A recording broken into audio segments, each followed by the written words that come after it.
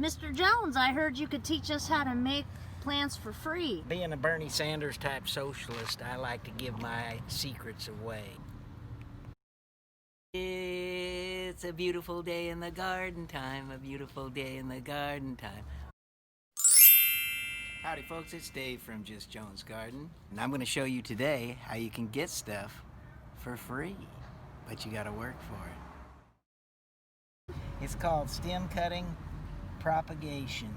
These here plants right here, I'm cutting them down from these. I planted them from one of these, just one of these things. So then I cut them all down again, and I replant these, and they get more and more and more. And so that's what you can do at your home if you want a Just Jones garden for your very own. Let's take Phyllis philodendron here. Let's cut her off right below this leaf joint. See that leaf joint right there? That's where I cut it off, just below that leaf joint. If there's anything left here, I'll cut that off. And there is. So that would rot down to that other leaf joint, so I'm just going to cut it off. Now it'll produce leaves from that leaf joint and produce new stems from that leaf joint.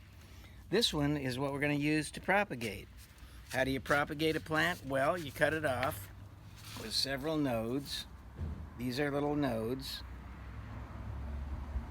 And those are places that you can propagate from the leaf joint. I'm going to make two plants out of this, so I'm going to cut this one right here. Now, all of this right here will rot. You got to cut it all the way up to the leaf joint. Then you got to cut this base leaf off. Cut these down. Why do you cut these leaves down? Because I'm crazy. You cut these leaves down because they're going to stand more upright in the pot, and you don't want it drooping and fading on you. The other thing is, it produces more energy for the roots down here if you have fewer leaves. Now you got this left.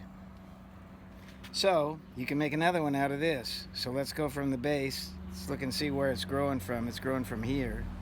So I'm going to cut this off. There's already a little tiny joint down here. Nothing to rot here. I could leave this one on, but I'm going to cut it off.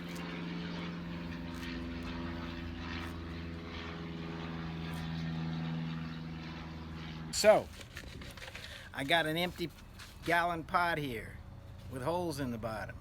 I got beautiful soil I made the other day right over there. I'm gonna dip me up a big old gallon of planting material, just like that. That's why you make it early. Look at all that good stuff. Smooth that off, take this, take any instrument, use my finger this time, go about down to the second leaf node. So the first one gets buried nicely. Take this one, do the same. Make sure they aren't touching each other, because if you touch them, you're going to get rot.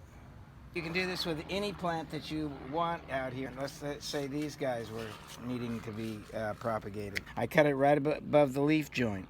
Now I'm going to cut it right below the leaf joint here. I'm going to take several of these leaves off. I'm going to put another hole in this, pretending I'm planting a new plant, which I am.